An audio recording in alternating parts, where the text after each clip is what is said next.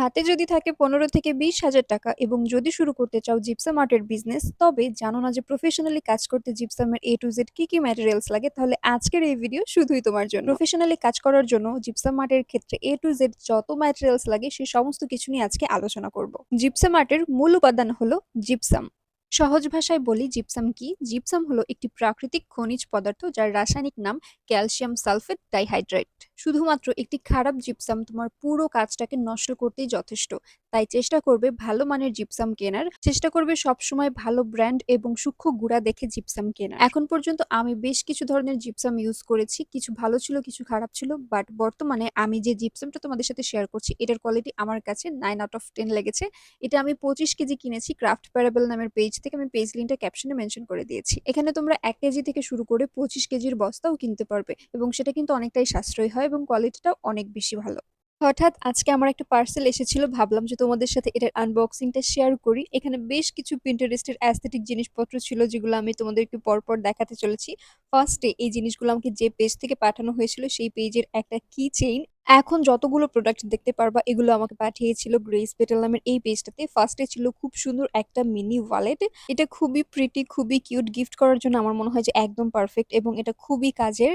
তারপর এই কিউট ডিব্বাটার ভিতরে ছিল অনেকগুলো বিউটি ব্লেন্ডার, ছোট বড় অনেকগুলো মিলে ছিল, খুবই সুন্দর, আমার অনেক বেশি পছন্দ হয়েছে। তারপরে ছিল খুবই ছোট ছোট হাফ পার্ল যেগুলো হেয়ারে লাগায়, অ্যান্ড এই জিনিসটা আমার সবচেয়ে বেশি পছন্দ হয়েছে। আমি ফার্স্টে এটা ওপেন করে ভেবেছি এটা হচ্ছে একটা কি চেইন, বাট পরে যখন আমি এই পান্ডার মাথাটা ঘুরালাম তখন আমি এটা খোলার পরে দেখলাম যে এটা খুব সুন্দর একটা শেডের লিপস্টিক। খুবই সুন্দর এই জিনিসটা, বিশেষ করে যদি কাউকে গিফট দাও সে একদম হ্যাপি হয়ে যাবে। আমার এই কিউট জিনিসটা অনেক বেশি পছন্দ হয়েছে। তারপরে ছিল বেশ কিছু হিজাব পিন। আমার হিজাব পিনের অনেক কালেকশন, তারপরও এই প্রত্যেকটা ফুল দেখে আমার অনেক বেশি ভালো লাগতেছিল। তারপরে ছিল এই ডেইজি ফুলের পানির বোতলটা, খুবই কিউট, খুবই এস্থেটিক, যে কোনো জায়গায় খুব ছোট্ট একটা ব্যাগের ভিতরেও ক্যারি করা যাবে। তোমরা চাইলে এটাও কিন্তু গ্রেস পিটেল নামের পেজ থেকে নিতে পারো। মানে থাকে না কিছু পেজ যে ঘুরলে একদম অনেক শান্তি শান্তি লাগে চোখের, প্রত্যেকটা জিনিস অনেক বেশি অ্যাস্থেটিক। এই পেজটা হচ্ছে একদম সেরকম একটা পেজ। এই জিনিসটা আমি ফার্স্টে ভাবছিলাম যে এটার ভিতরে কি আছে, বাইরে থেকে তো খুব সুন্দর একটা ক্যান, ডেকোরের জন্য অনেক বেশি ভালো লাগবে, বাট ভেতরে দেখলাম যে এটা আরো একটা কাজের জিনিস। এটার ভিতরে ছিল মেকআপ ওয়াইপস এবং লাস্টে এটা হচ্ছে পিন্টারেস্টের আমরা যে অ্যাস্থেটিক মিররটা দেখি সেটা, খুবই সুন্দর, খুবই কিউট, এটা সেট করাও খুবই ইজি। আর তোমরা আরো বেশি খুশি হবা এই প্রত্যেকটা জিনিসের দাম শুনে। এত রিজনেবল প্রাইসে যে এত সুন্দর সুন্দর পিন্টারেস্টের অ্যাস্থেটিক জিনিসগুলো বাংলাদেশের কোনো পেজে পাওয়া যাবে সেটা আমি আগে কখনো ভাবতে পারিনি। তোমরা চাইলে এই পেজটা ভিজিট করতে পারো, আমি পেজ লিঙ্কটা ক্যাপশনে মেনশন করে দিয়েছি, সেখানে সমস্ত জিনিস পেয়ে যাবা। আর এবার বলো এখানকার কোন জিনিসটা তোমার সবচেয়ে বেশি ফেভারিট? জিপসাম আর্টের ক্ষেত্রে আরেকটি মূল উপাদান হলো পানি। মানে এই আর্টের ক্ষেত্রে আর কিছু লাগুক আর না লাগুক অনেক পরিমাণ পানি লাগে, আর চেষ্টা করবে একদম বিশুদ্ধ পানি ব্যবহার করার। অনেক সময় জিপসাম মিশানো ঘোলাটে পানি অনেকে ব্যবহার করে, তাতে কিন্তু প্রোডাক্টের কোয়ালিটি অনেক বেশি খারাপ হয়। তাই চেষ্টা করবে একদম বিশুদ্ধ পানি ব্যবহার করার। তুমি যদি চাও জিপসাম আর্টকে বিজনেস হিসেবে নিতে এবং যদি চাও যে আর সবার চেয়ে তোমার কাজটা অনেক বেশি কোয়ালিটিফুল হোক, তাহলে এই জিনিসটা তোমার জন্যই। এটা হচ্ছে জিপসামের কেমিক্যাল। হয়তো এই জিনিসটা অনেকেই নতুন দেখতেছো, বাট এটাই একমাত্র কেমিক্যাল যেটা জিপসামের প্রোডাক্টটাকে অনেকটাই তুলনামূলক শক্ত করে। আমি পরবর্তীতে এটার কতটুকু অনুপাতে ব্যবহার করতে হয় সেটা নিয়ে বিস্তারিত আলোচনা করব, আর এটাও তোমরা পেয়ে যাবা ক্রাফট প্যারাবেল পেজে। জিপসাম আর্টের ক্ষেত্রে তারপর আমাদের লাগবে ওয়ান টাইম কাপ। আমি সব সময় এরকম ওয়ান টাইমের কাপগুলো ব্যবহার করি, কারণ আমার কাছে মনে হয় যে বাসার স্টিলের বাটি বা সিরামিকের বাটিগুলো ইউজ করলে পরবর্তীতে শক্ত হয়ে যায়, এগুলো ক্লিন করা অনেক বেশি ঝামেলা। আর জিপসামের ব্যাটারটাকে মিক্স করার জন্য আমি এরকম স্টিক ইউজ করি। অনেকে চামচ ব্যবহার করে, চামচ ব্যবহার করলে কিন্তু সেখানে জিপসাম লেগে থাকে এবং চামচগুলো নষ্ট হয়ে যায়। তাই এরকম স্টিক ব্যবহার করলে অনেক সুন্দরভাবে এই স্টিকগুলো পরবর্তীতে ক্লিন করে আবার বারবার ব্যবহার করা যায়। জিপসাম আর্টগুলোকে আরেকটু সুন্দর করতে কিন্তু আমরা অনেকেই কালার ব্যবহার করি, কিন্তু শখের বশে একটা দুইটাতে অ্যাক্রিলিক কালার ব্যবহার করলেও যখন আমরা এটা প্রফেশনালি অনেক বড় পর্যায়ে করব তখন কিন্তু অ্যাক্রিলিক কালারটা আমাদের জন্য তুলনামূলক অনেক ব্যয়বহুল হয়ে যায়। সেজন্য এই কালারগুলো, এগুলো অল্পতেই অনেক কাজ করা যায় এবং অনেকটাই সাশ্রয়ী। তাই চেষ্টা করবে জিপসাম আর্টের ক্ষেত্রে পিডিটেন্ট কালারগুলো ইউজ করতে।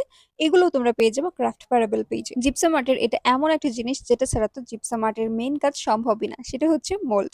একটা বিজনেসে নামার জন্য কিন্তু তোমার মিনিমাম 10 থেকে 15টা মোল্ড অবশ্যই থাকতে হবে, এটা আমি আগেই বলে দিয়েছি। আর একটা কথা, তোমাদের অনেকের প্রশ্ন ছিল যে আমি তো তোমাদেরকে বলেছিলাম যে বিজনেস করতে চাইলে অবশ্যই কোর্স করা জরুরি। তো তোমরা অনেকেই জানতে চেয়েছিলে যে কোথায় কোর্স করায়। তোমরা যদি কোর্স করতে চাও তাহলে কিন্তু অবশ্যই ক্রাফট প্যারাবেল পেজে কন্ট্যাক্ট করতে পারো, ওখানে কোর্স তো করায়। আর কি কি শিখবে সেগুলো আমি বলছি।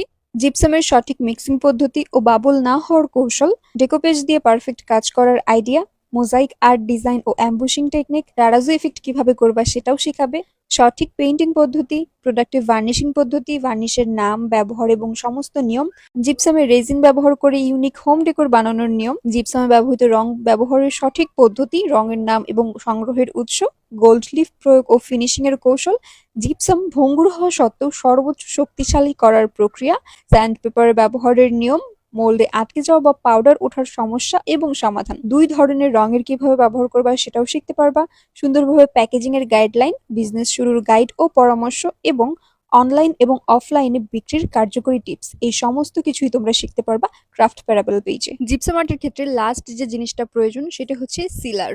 সিলারই একমাত্র জিনিস যেটা জিপসামের সাদা সাদা পাউডার ওঠার কারণগুলোকে রোধ করতে পারে। এছাড়া একটা ভালো কোয়ালিটির সিলারই পারে একটা জিপসামের প্রোডাক্টকে সুন্দরভাবে ফিনিশিং দিতে এবং দীর্ঘদিন ভালো রাখতে। বাজারে বর্তমানে বেশ কিছু সিলার পাওয়া যায়, চেষ্টা করবে ভালো কোয়ালিটির সিলারটাই নেওয়ার জন্য। আর এই সিলারটা আমি নিয়েছি ক্রাফট প্যারাবেল পেজ থেকে, আমি পেজ লিঙ্কটা কিন্তু ক্যাপশনে মেনশন করে দিয়েছি। মোটামুটি এই ছিল আমার টোটাল জিপসামের ম্যাটেরিয়ালস এর ডিটেলস ভিডিও। তোমাদের যদি কোনো প্রশ্ন থাকে তোমরা অবশ্যই আমাকে কমেন্ট করে জানাতে পারো, আর যদি কোনো কিছু বাই চান্স মিস হয়ে থাকে তাহলে প্লিজ সরি। আমি পরবর্তী ভিডিওতে সমস্ত কিছু নিয়ে আবার আসবো। জিপসাম আর্টের এই সিরিজটা তোমাদের কাছে কেমন লাগছে সেটা কিন্তু আমাকে অবশ্যই অবশ্যই কমেন্ট করে জানাতে পারো। আজকে পর্যন্তই, টাটা।